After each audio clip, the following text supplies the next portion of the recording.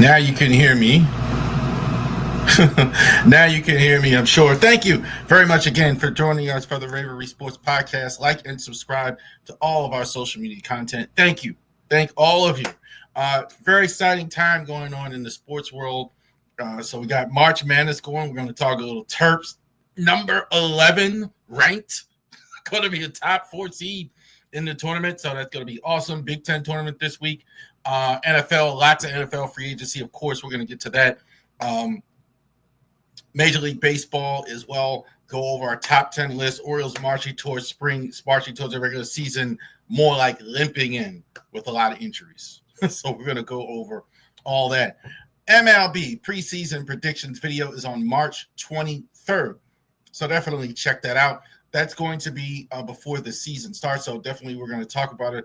A lot has changed. Maybe some of my predictions have changed considering all the injuries that are going on in Baltimore, New York, etc. Genesis Notary Services /Facebook.com.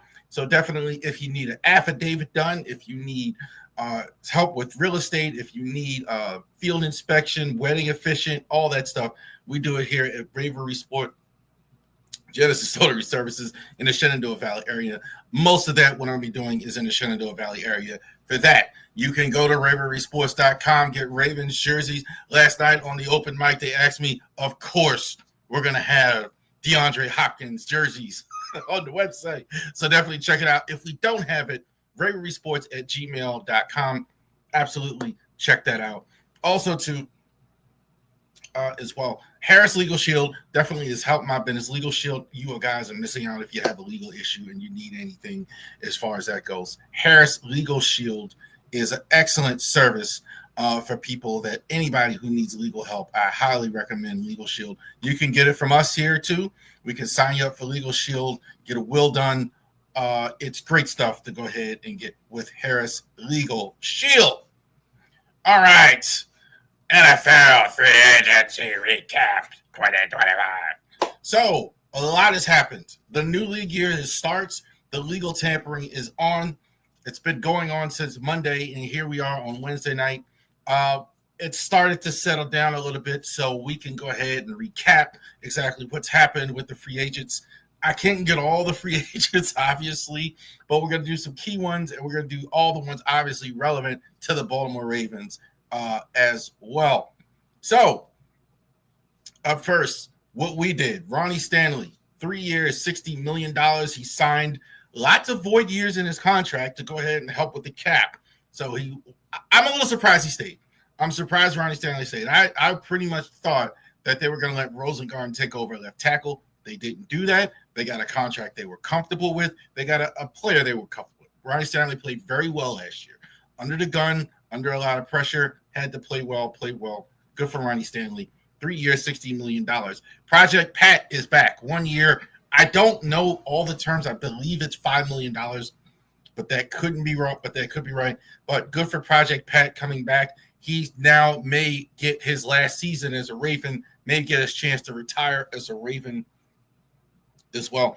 I don't see anything wrong with having him back as well. Some people complain about having a full. It's great. He's almost trying to me kind of transition away from just a fullback to almost an offensive lineman in some ways. Like I saw a lot of that, kind of like an extra body on the line, etc. So good having Project Pat. The big news, DeAndre Hopkins, as of right now, 1 year, $6 million. So he is your new receiver for the Baltimore Ravens. This is classic Ravens type move. I thought about this a couple years ago when Lamar was holding out. What did he want? He wanted to work with Odell Beckham. He wanted to work with DeAndre Hopkins. So this is exactly what Lamar wants. He wants a guy just like this who was one of the best receivers in the league a few years ago. Not the same guy, admittedly, but you're not asking him to do all that. You're not asking him to be 1,500, 1,200 yards. And also to the Ravens, like free agents, over 30. Some people lament that, but that's what they like to do. And a guy they're familiar with. They have product knowledge here. They know exactly what they're getting. Lamar's a big fan of him. He's torched the Ravens before. The Ravens struggled with him. So they know exactly what they are getting with DeAndre. Good move getting a third receiver. DeAndre Hopkins. Arthur Millette was released by the Ravens. I think it could be a June 1st designation. That is going to go ahead and happen. Also, too, I don't think I got a graphic up, but Michael Pierce is retiring after 9 seasons. So that is going to leave a hole a little bit. Shout out to Michael Pierce in his career. This is a guy battled some injury issues, had a bit of a reclamation, and I really thought that Travis Jones was going to more easily overtake him. That didn't happen. Michael Pierce is really good the last few years. So thanks to Michael Pierce. Congratulations on his retirement. Great career for him. Hopefully we'll see him in the Ravens organization still as well. And this hasn't happened yet in typical Raven fashion. They're waiting forever. Marcus Williams to be released. This has been I've been trying to look for it. They haven't announced it yet. I'm thinking it could be. I'm gonna look for it even one more time here while we're talking. But it could be. So it does look like it is official here. Marcus Williams released by the Ravens. So there you go. So Marcus has been released. I didn't see it earlier. But Marcus is no longer going to be the Ravens. I don't know what took so long. I mean, this has been obvious for months that this is what they were going to go ahead and do. Ravens, 2 contracts. The Ravens lost several guys. Josh Jones goes out and goes elsewhere in this game. Malik Hamilton actually signed with Pittsburgh. So he's going to team up with Patrick Queen again for the Squealers going forward. Also to, I said Josh Jones, Malik Harrison. Chris Board actually also goes and signs with the Giants. So that is it. The biggest contracts was, no surprise, Pat McCary, 3 years, $37.5 million for the Jacksonville Jaguars. That's what you pay a starter. He's a starter, not a great starter, but I think on Jacksonville, I think this is a good chance for him to get money. I mean, that's a lot of money for Pat McCary. So good for him getting it. Brandon Stevens, 3 years, $36 million. Some are making fun of it, but still kind of the same. Not maybe what the Ravens were looking for necessarily in the long term, but again, these are not great teams. Need a guy that is a starter level. And so those are things like that. So that's what's going out the door. Ravens are going to get some comp picks out of this. I have not heard anything yet about Deontay Johnson as well. Everybody was so concerned with the comp picks, Deontay Johnson. I haven't heard anything yet with Deontay. Let's move to the rest of the league. Some of this was a couple days ago. T. Higgins franchise tag by Cincinnati. This is the second consecutive year they're going to franchise tag him. This is $26 million. That's a lot of money. And it also, too, they still haven't signed Chase yet to the long term, so they're spending a lot of money. Trey Smith has been franchise tagged by the Chefs. 1 year, $23.4 million. That's going to be the price of the tag. So they moved on from Joe Thuney. We'll tell you where he went, but that's no surprise. I don't think he's quite as good as Thuney, but he's kind of in that area and much younger. So I think going forward, that was kind of like, okay, we're going to have to pay Trey Smith now. We can't keep Thuney with all the money that they paid. Zach Braun got paid 3 years, $51 million, re-signed by the Eagles. Osa, I'll just stick with that. 4 years, $80 million for the Cowboys. I barely heard of him. That's a lot of money for a D tackle. He was decent last year for the Cowboys, but man, that's a lot for a D tackle. That really is not a Pro Bowl level guy. Josh Allen. So he wasn't even a free agent, but he did re-sign with Buffalo 3 years, 6 years rather, $330 million, $250 guaranteed. So getting that out of the way, smart move by Buffalo, who made a lot of smart moves. Getting that out the way right now so the price doesn't go up. You know, Josh is going to be a part of your future. No question about it. Don't even want to even think about doing this down the line, so that makes sense. So Myles Garrett, with all his talk about wanting to win and do all this stuff, becomes the highest paid non-quarterback in the NFL history. $40 million per year, 123 guaranteed. Wow, man. Garrett, I think, is an outstanding player. I think he might be the best non-quarterback in the NFL. We could argue that point, but he might be the best non-quarterback. But this is a lot of money when you're not winning games. This is a lot of money for a guy when you're not really winning a lot of games. So that's that. I don't know, man. That's a lot of money for a guy. I would say he's deserving of the money. I'd like to see him with a team, but I think it was obvious they weren't going to trade him, so he went out and got, the highest contract he could possibly get. Daniel Jones, 1 year, $14 million with the Colts. The Colts said they want to bring in competition for Anthony Richardson. I can't think of two more similar guys. I think the two kind of the same.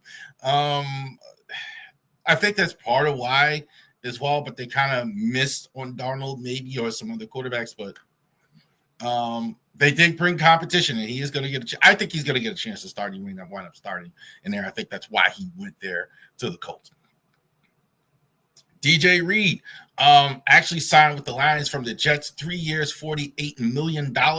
So I'm figuring DJ Reed was going to go. The Jets have to go ahead and pay Hot Sauce Gardner. So even though DJ Reed, I think this is one of the better solid free agents on the market there. Signed with the Lions, absolutely needs secondary help.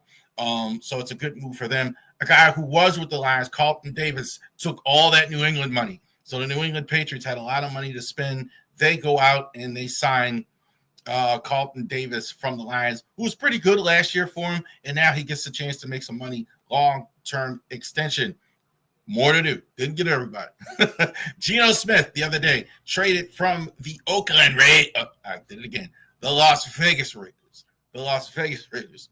So Pete Carroll, I thought he was going to reach back and get somebody in free agency. I thought he was going to reach back for an old quarterback. I thought it was going to be Russell. It was Geno. Geno is going to get an extension with the Raiders.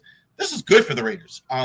Say what you want about Geno, but it's a guy that's right away. He's going to be familiar with the offense. He's going to be familiar right what Pete Carroll wants to do, and he is going to get a chance to go ahead and start right away in there. And it's a big upgrade. Oakland had nothing last year. Maybe the worst team in the league at quarterback last year. So good for them. DK Metcalf for the Pittsburgh Steelers. Traded to the Pittsburgh Steelers, 5 years, $150 million from the Seahawks. I don't think you can argue that he's a great receiver. The question is, can they get somebody to play quarterback? We're still waiting on Aaron Rodgers, probably, I think, is the best option. Russell Wilson is still out there, still looking at two teams, Kirk Cousins, Joe Flacco. Who's going to be throwing on the ball? But they obviously have a great receiver. The diva receiver thing also, too, Tomlin doesn't care about that. He handles players, I think, as well as any coach in the league. That's why people keep kind of don't understand that, but he handles players very well. Not in all cases is he successful, but he's not afraid of that at all. Deontay Adams, 2 years, $46 million with the Rams, $26 million guarantee. Nice contract for him. I think that's a good place to go. I think he's going to get an odd opportunity. I think he's got something left in the tank, even though he's over 30. A lot of receivers fade over 30. I think he's the exception to the rule. He was very good last year under difficult circumstances. Couple more. Running back, Aaron Jones, 2 years, $20 million. Re-signing with the Vikings. Smart for him. I thought he was good last year with them. I think there was focal point. They're going to run the football a lot. They may have J.J. McCarthy starting for them if Aaron's name is coming up there as well. So good for them. Najee Harris, formerly of Pittsburgh, signing with the Chargers. 9 years, $9.25 million. If you're a running back, you'll want to play in Los Angeles with the Chargers. Like, you want a great Roman offense. So I think this is great for him as well. And the pass blocking, he's not going to have to do as much there. I think the way the offense is set up, I think it more fits his skill set. They'll rotate him more as well. They got rid of Gus Edwards. He'll definitely get all the carries he wants. Ryan Kelly signs with the Colts from the Vikings. I have the number. I think I put the number up. But he was a very good center, too, with the Colts. I'm surprised that the Colts let him get away. But the Vikings go ahead and sign him away. So a good move by the Vikings. We just talked about it. The run game as well. Few more. Hassan Reddick. I don't know why this guy isn't more sought out. He kind of has to keep taking these 1 year, 2 year deals, but wherever he goes, he plays well. $14 million, great move by the Bucs. Why not take a Hassan Reddick, get you 12 sacks? Bucs also re-signed Godwin. I'm a little surprised. I thought they were going to give the job to Jalen McMillan, but he goes ahead and re-signs with the Bucs. Not bad. Baker Mayfield, their offense is pretty good. I mean, I don't think there's any question about it. Drew Dalman, I think, was the best center available. Bears go ahead and get him. So they've upgraded that offensive line. 4 years, 3 years, $42 million. Best center on the market. B.J. Hill re-signs with the Bengals. They did have Sam Hubbard retire. I think probably he's their best interior lineman. Their defense wasn't great, but I'm a little surprised by that, but not bad. The biggest contract, I think, at the end was Josh Sweat. No surprise, $74 million, 4 years from the Eagles to the Cardinals. I think this is take the money. I don't know. They do need help at rush in. So definitely they have a need, and it's very lucrative for him. DeMarcus Lawrence, after spending his whole career with Dallas, signs with Seattle. Going to play with Mike McDonald, 3 years, $42 million. Milton Williams, again, took some of that Patriots money. 4 years, $104. Not bad, buddy. That's a lot of money that you're getting. Good for you as well. Sweat and Williams, I'm really curious to see how they do away from the Eagles. They both got paid a lot of money and didn't go to very good teams. And we'll see how that works. I'm not saying it won't work out, but they got paid a lot of premium there for guys that still need to prove themselves maybe a bit. This is a Hall of Famer, Khalil Mack, signing back with the Los Angeles Chargers. 1 year, $18 million. Dre Greenlaw signs with the Broncos. 3 years, $35 million from the 49ers. Going the same route, he's still going to be a teammate. Talano Hafanga is also going to the Broncos. So their outstanding outside linebacker and their safety is both going to the same place. So look, Sean Payton's strategy working. Take that huge cap hit last year. We're not going to have any free agents this year. Let's get them this year. And I think the strategy is paying off. Also to tear down definitely in San Fran. A lot of their guys are going elsewhere, traded Debo Samuel, etc. They're total tear down. Couple more. Chefs getting another 49er. Jalen Moore, 2 years, $30 million. So this is a guy who was a backup with a good PFF grade. He's going to go get every chance to start. Pencil him in as you're starting a tackle in Kansas City. They absolutely have it. Their tackle play was terrible all last year, despite how far they got in the Super Bowl. Commanders get ex-Jets Javon Greenlaw, 3 years, $45 million contract as well. Commanders had a lot of cap space, and they needed help on defense. They lost Jonathan Allen. Jordan Lewis, another going to Jaguars. Cowboys, again, Cowboys on 3-year deal as well. Did I miss any? I think that's it. All right. So I think that's all we got as far as that goes. So the stuff is still moving right now. A lot of teams are still signing players. Free agency is not over. But this is the first 3 days here are the meat and potatoes. All the premium first-time, really good players are off the board. One other thing I didn't mention, I don't know where I put Sam Darnold. I do want to mention him. Did I miss the Sam Darnold? But Sam Darnold, I think that was the biggest signing. He signed with Seattle Seahawks as well. Over $100 million for Sam Darnold. So when they let go of Seattle, when they let go of Geno Smith and traded him, the word was right away that they had to deal with Sam Darnold. And that is an upgrade, guys. That is an upgrade. I know a lot of people like Geno Smith. A huge upgrade for the Raiders. And I think Sam Darnold is an upgrade for the Seahawks. Ravens. You're not going to see a lot of expensive free agent signings. They don't like to do it. They won't be doing it. I think you could see some help now at D-line, at cornerback. Some names to look at. Asante Samuel is still out there. Look at the defensive line free agents. Look at offensive line. Definitely, this is kind of the area where the Ravens like to go. So now a lot of the big money guys are gone. They like to take some guys and sign them in blue light. I kept my eye on Justin Reed. He signed with the Saints. So I thought they would have loved doing that. And also Darius Washington went ahead and signed. They went ahead and signed the tender with Darius Washington. So the Ravens will have right first refusal. He's a restricted free agent. Next year, they'll have to make the decision and have an unrestricted free agent as well. So typical Ravens, guys. Typical Ravens. One other thing, and I have not heard anything. We were waiting on Andrews. No word. So the deadline is passed. They do kind of wait sometimes, as long as any team. Haven't heard anything on Andrews. I'm thinking he's sticking around. Unless there's a trade or anything like that, I think maybe they're open to moving him at some point. But anything like that, Tucker, still a Raven as of right now. I don't think there's anything to do. I think they're going to cut him post-June 1st.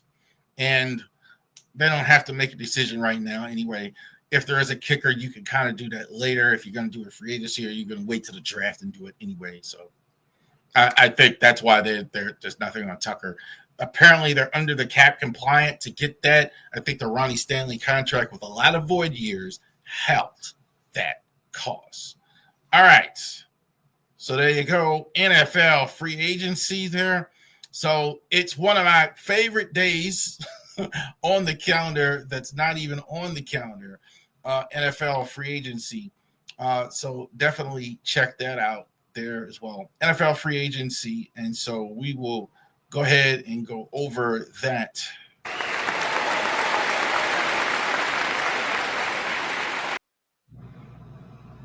And so we will go ahead and get that squared away as well.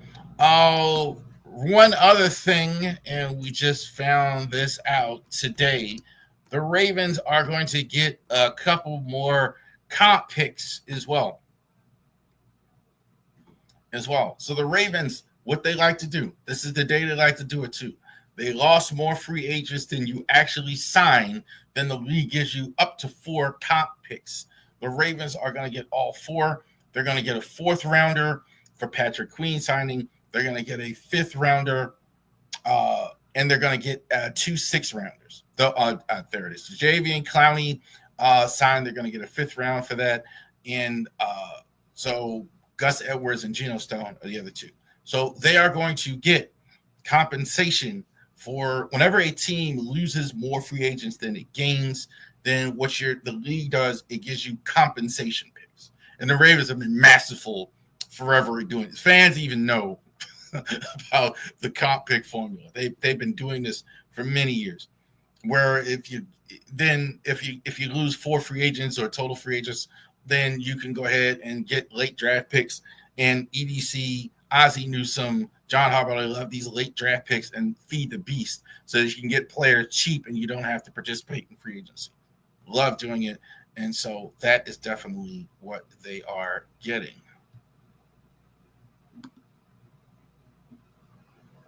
D-Hop! Yes, sir.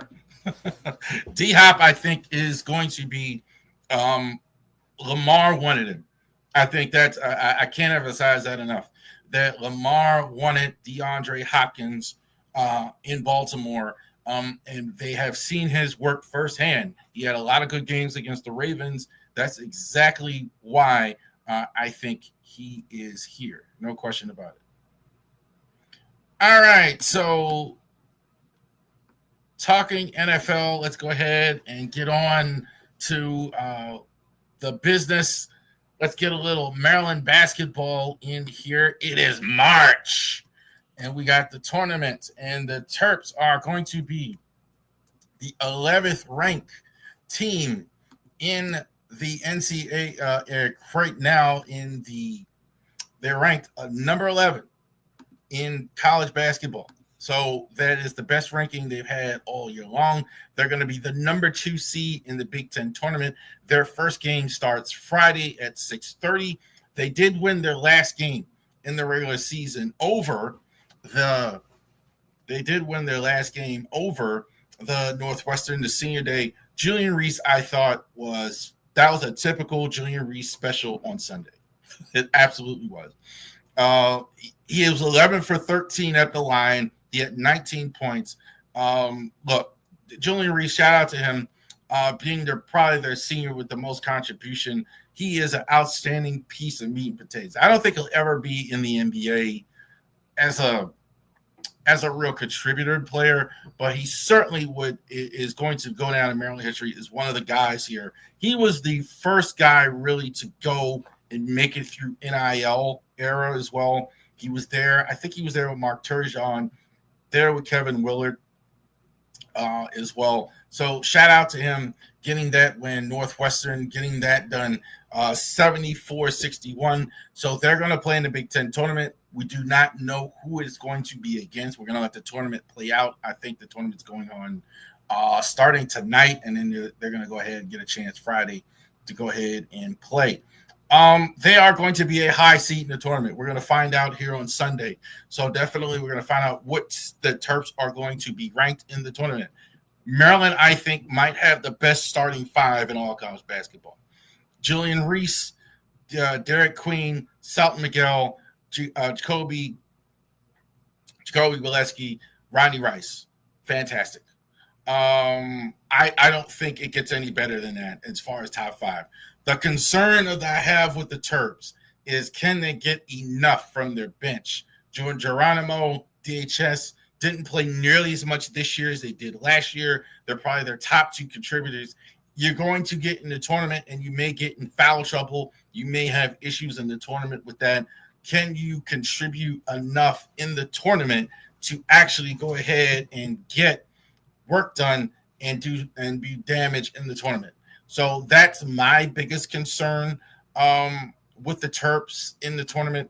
But absolutely, they have the opportunity to go ahead and get stuff done in the NCAA tournament. So absolutely, let's bring the madness on. I cannot wait for the Terps to actually see how they do during March Madness as well. So definitely check that out as we get into the tournament. We definitely may do some reacts to the tournament games as well. I don't think we're going to do one for the Big Ten tournament. But we may do some reaction games, especially if Maryland gets a little further in the tournament, Sweet 16 and all that. We may go ahead and get that squared away. Let's talk about this. So the new $20 million man at ESPN, Stephen A. Smith, was confronted on the court by LeBron James during the third quarter of the game last week, where Stephen A. was there. Apparently, according to him, he was there just out celebrating his new contract with Ari Emanuel and Larry David. And LeBron goes up to him in the third quarter and said, "Don't blank my son. Don't blank with my son." He put it down on him. You could see it. There was a viral video where they both went face to face as well, and LeBron confronted him. It was apparently Stephen A. This is according to LeBron, that Stephen A. has been critical of his son play in the league here so far. Tangent a little bit, right? I have a daughter about the same age as Bronny James. A little bit. My daughter's a little bit younger than she is. And one thing we want to do as parents, me and my wife. She has a job, and there's this person on her job that was giving her a hard time, and we want to go down there as parents and be parents. Hey, we can't do that to my daughter. You can't do that stuff. And that's kind of what that was with LeBron. It's a struggle, and we're kind of going through this, like I just said, where that child is not a child anymore. That child, in our case, is a young lady. That child now, in his case, is a young man. LeBron James' son, Bronny James, is a grown man, and he's in the NBA. And I don't think Stephen A. has been that critical of him, but it's fair to criticize him even if he was. He's in the league now. He's an adult. He's not. LeBron's got no business going up to a reporter and saying and mouthing off what he said. And I know people don't like Stephen A.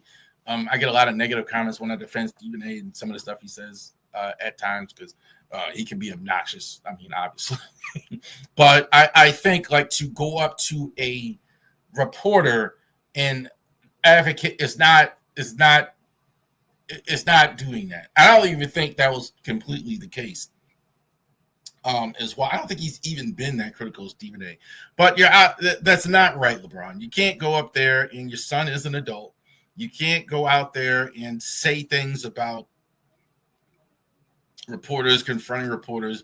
I'm sure for Stephen A., it's just another day. This happens to reporters, content creators all the time.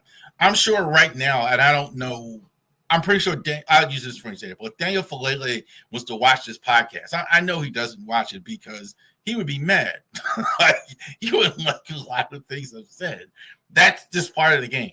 So that one was out in public. They're both more famous than most players in the league. He's the most famous guy, the top guy at ESPN. So I think this was more of a viral. This went more viral, but this type of thing happens a lot. That's not unusual that this type of thing happens a lot. But it is unfortunate that we have this type of thing happen to players. And LeBron, you can't be doing that.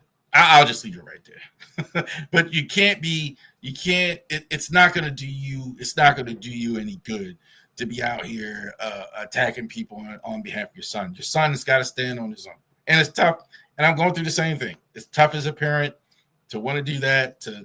You want to be out here, protect your daughter, and in my case, my daughter. His case, his son. But they're adults, and you can't be out here attacking reporters for that for things that you didn't like that they said that may or may not be true.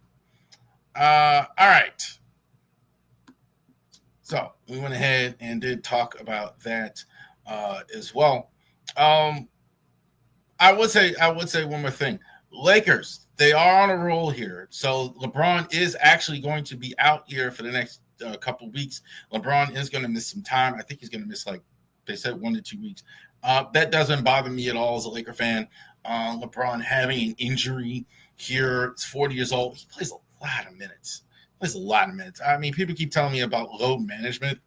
but this guy plays more minutes than anybody else in the league.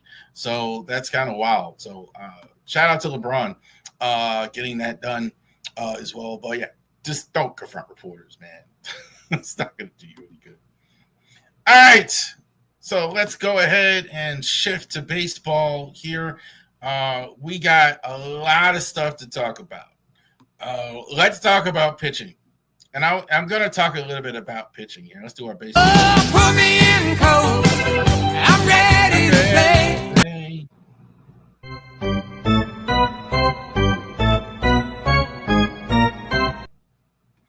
All right. So we're talking about starting pitcher. I'm going to name the top 10 starting pitchers in MLB. But let me tell you something right now. The Tommy John thing is way out of hand. This is the second straight year I've had to move somebody off the list because of Tommy John surgery that's being done. It's crazy.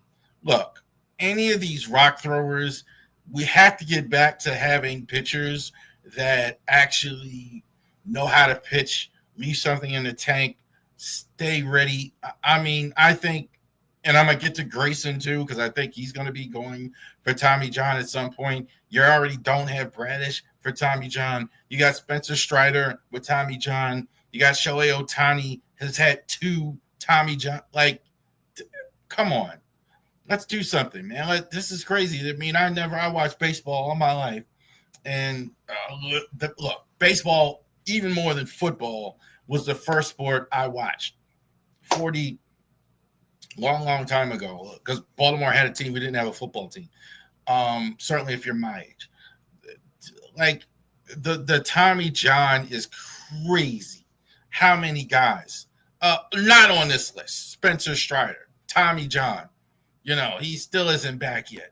Felix Batista, just I don't. It's crazy. It's not just starters either. It's relievers too. So we gotta do something. We gotta do something about this. I almost hate to even bring that up right before that, because I feel like I don't want to diminish to this, because these are guys who are outstanding in their own right, that will be on the mound as far as we know here at the start. But Garrett Cole was on here. I took him off because of Tommy John. Tommy John is just way out of hand in Major League Baseball. All right, so let's get to it. Top 10 starting pitchers in Major League Baseball. Chris Sale.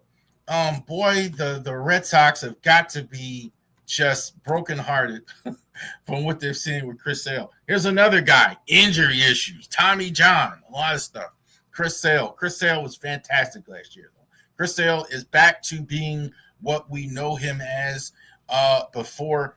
Had so many years subpar, no wins, 22, 6 wins, 23. Starting out as an ace, he had his tremendous production last year, 18-3, 238. He is 35 years old. He is on a good team, so I do worry about that a little bit as far as putting him higher than where he is. But I think Sale, having him there, I'm definitely happy with that. Chris Sale, having him at 10. Number 9, Aaron Nola. Look, the reason why the Phillies are so good is they've had 2 solid, very solid, healthy starting pitchers. Aaron Nola, not quite as good last year. ERA about 3.57, 14 wins.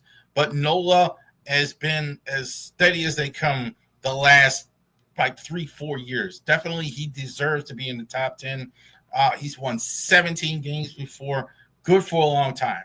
So Nola, ERA under 4, just got to keep him healthy on a very good Phillies team. I definitely have him in the top 10. Some people do disagree, but I love Nola. I think he's fantastic. He's at number 9. Number 8, Logan Webb for the Giants. I think he's the best player on the Giants, period, anywhere.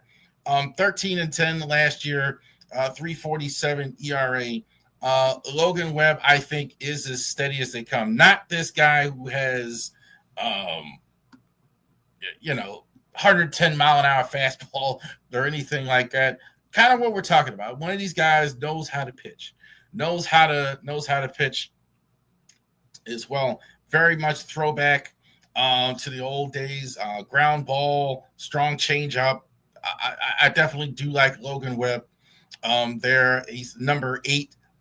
Webb, I think, is as strong as I think because he doesn't throw super hard. I think he's less talked about. That's why I think like he's not as revered as he should be, considering all the success that he's had. But I got Logan Webb, number 8. Number 7, Framber Valdez of the Houston Astros. Framber Valdez last year, a lot of people, I hear more people say that he's not an ace. I really don't understand that. The stats are there. I mean, he was 15-7 last year. He had 2.91 ERA. ERA's been under 3, has been under 3.5. I think like 4 straight years now. Doesn't give up a lot of earned runs. Throws really hard. I think he doesn't always look the part. If you were to like do a movie and have an ace, he was more as a closer, but the sinker is very good. About 91, throws his curveball.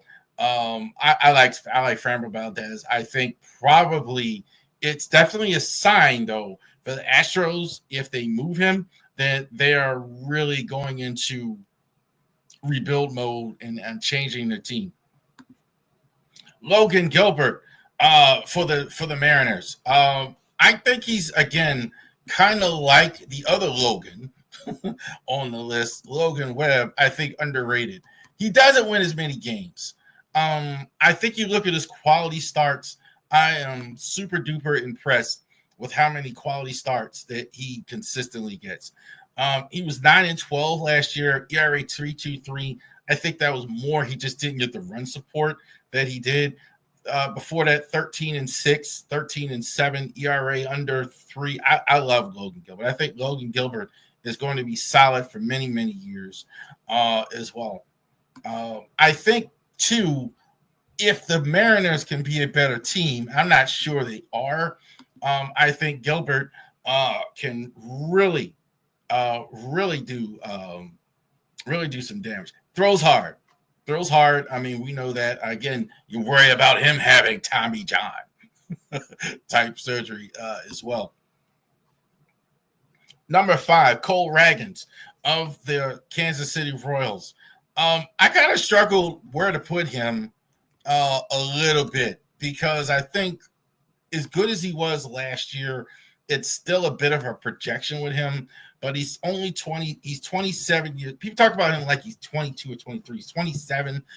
So I do think he is going to get better and better, though. I definitely going to put that. But he was. I thought he was their best pitcher last year, along with Seth Lugo for the Royals last year. He is in a pitcher's park, so that helps.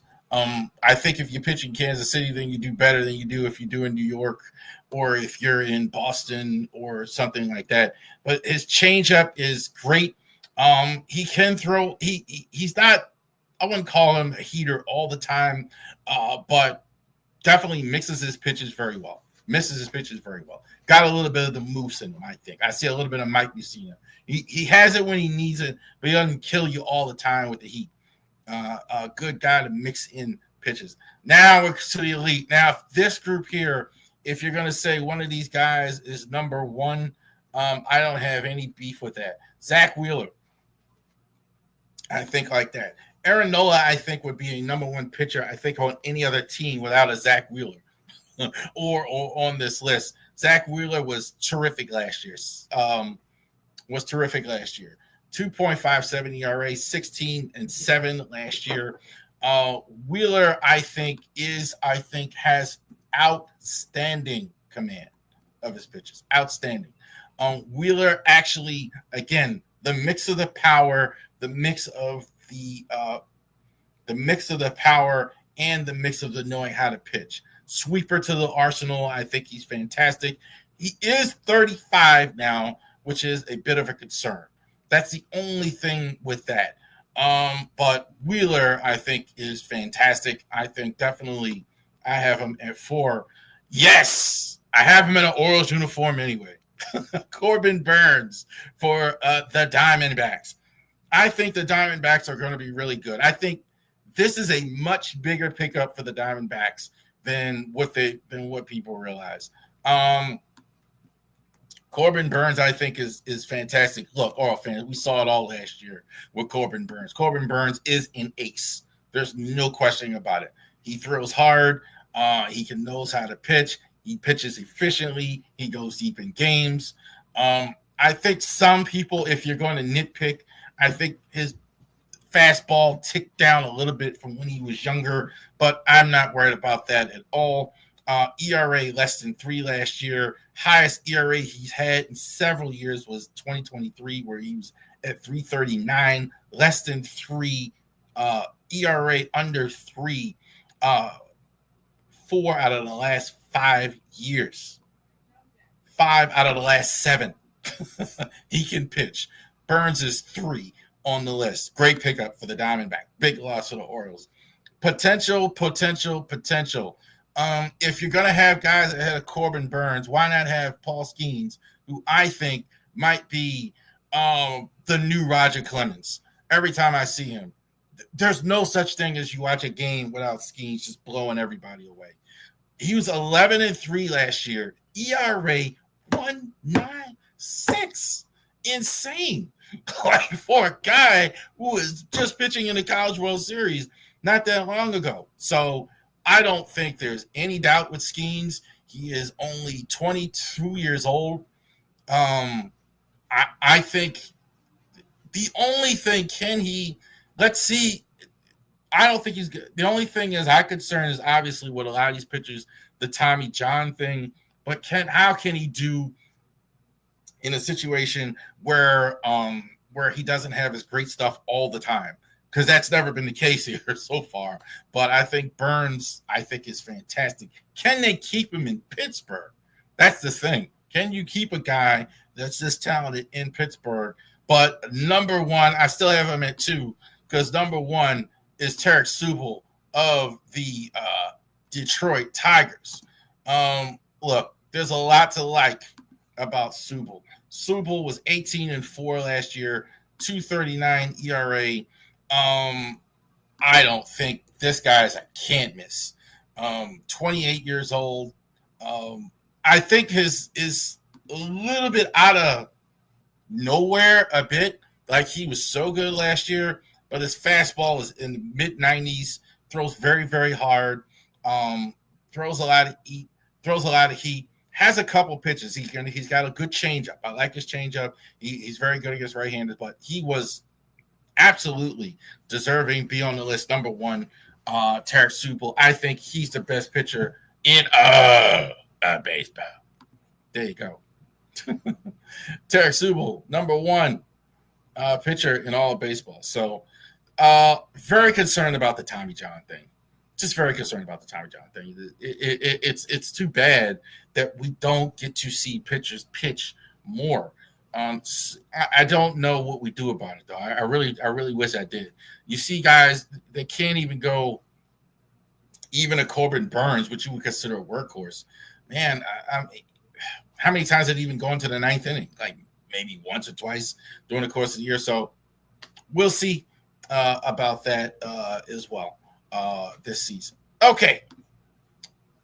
One more segment. The Orioles spring training report.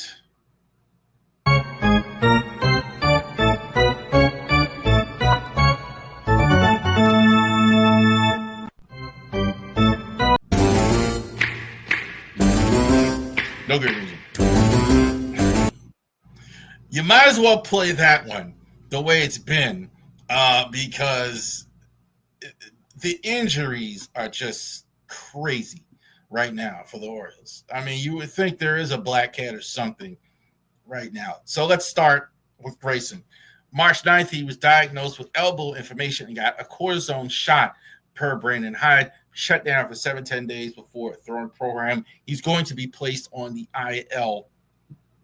That's per Andy Koska of Baltimore. They're not going to have Grayson at the start. I think they're going to have Tommy John for him. This is pretty much the same playbook we saw with Kyle Bradish last year. All of a sudden, his velocity was way down. Then, well, he's got a cortisone shot. Well, he needs to be looked at. Well, we're going to see about it. And then we're going to do Tommy John surgery. And I think this is the route we're going to have. I think you are going to absolutely have to have him. You're going to have him have Tommy John. This is probably the biggest concern everybody kept telling me about a Felix Batista. I'll get to Felix Batista. This is the biggest concern I had about Grayson Rodriguez because he has never pitched a full season healthy.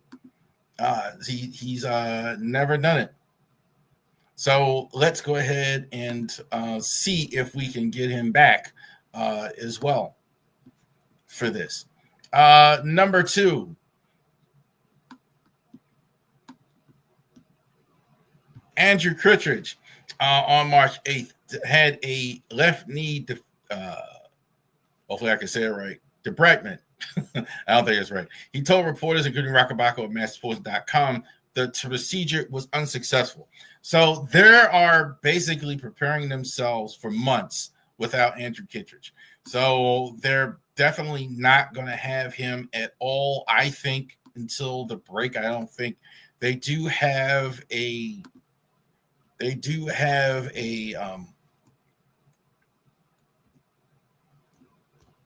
with Kittredge, they do have a contract for 1 year for $10 million with him. This is just a tough break. I mean, he was doing well in camp. And again, this is the injuries of these pitchers. It's just so disheartening to see all the time where these guys are consistently getting hurt in the lineup. So definitely, I don't think there is the conjecture is he's going to be weeks, and then some people saying it's going to be months. I don't think there's a confusion there. If they're saying it's months, it's months.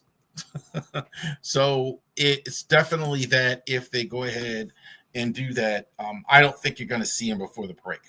So some people are saying it's weeks, months. They said months. I think that's probably the way that's definitely going to go as well.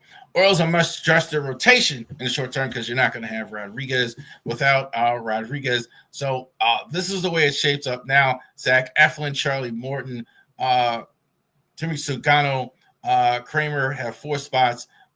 Suarez and Povich may take the foul spot ahead of Povich. Right now, I would say it's Suarez ahead of Povich. As of now, I think Povich has looked decent during the spring. Interesting to see if he gets a spot. I think at least, especially early in the year, you don't often use a 5th starter always in April.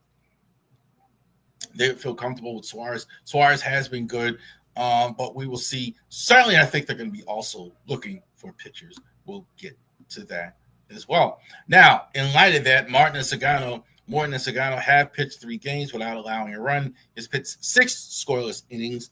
5K, 1 walk. Sagano, 7 shutout innings, 7 Ks, 2 walks, dominating versus the Twins. I think Sagano's looked really good during the spring. This is, again, I keep saying it about Japanese pitchers. Why do they do well early? There's no book on him.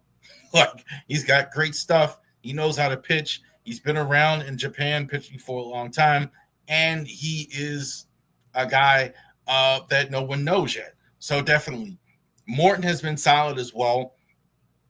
Good at taking the ramp up. These 2 guys are okay.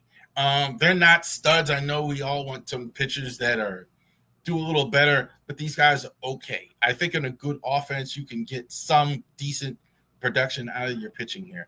Luis Gonzalez and Cade Stroud were assigned to minor league camp. Reassigned Jordan Adams, Raul Lantra, David Benos, Franklin Berrios, Dylan Coleman, Rafael Marquez, Tevin Vavra is an infielder. Tevin Vavra is not a pitcher. He's an infielder. Didn't have enough room on that graphic there. No surprise any of those guys were sent down to minor league camp.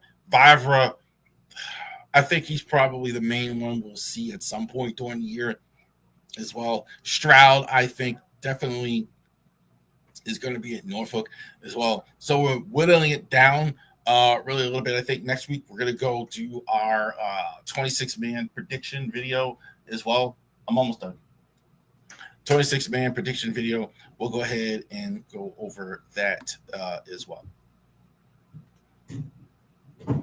So Orioles exploring roster additions, keeping tabs on Kyle Gibson and Lance Lynn, among others. I think they're looking at it. I think the Orioles are absolutely looking at Kyle Gibson and Lynn. Gibson, I think, makes all the sense in the world. He's already been here. They're very familiar with him. He was actually decent when he was here. So I definitely think that's a guy they're absolutely going to look at as well.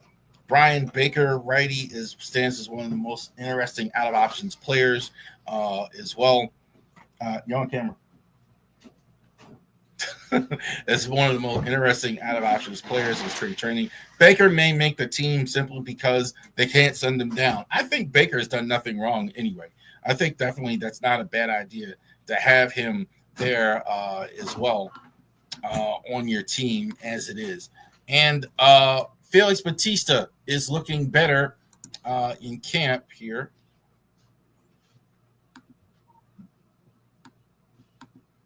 Let's get that graphic up there. Felix Bautista had more velocity in his last spring training game.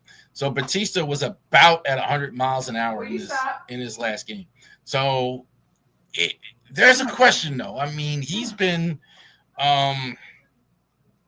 there's a question whether they're going to start him at the beginning of the year. This shouldn't be, I think I've said it every week, this shouldn't be a question at this point. It's been 16 months since he's had surgery. But he has pitched well, and I think they're a little less worried about it as well. But it is a possibility they still may slow walk him. Go ahead and do that. I don't know if he's even going to be the closer out the gate. So we'll see about that. Orioles 8-9 in spring training as well. So not as well as far as the rate, not as well in spring training as well this year. Had to overcome a lot. They have a lot of injuries. Gunnar Henderson, I don't think you're going to have him at the start. I didn't have any particular news on Gunnar because he really hasn't played in spring training games a lot here as well. So I think also with Gunnar, you're probably going to start the season with him on the injured list. We'll see. Let's get it going. Thank you very much for watching the Ravori Sports Podcast. Thank you, all of you, for joining us here. You have a great rest of your day. Enjoy all the games.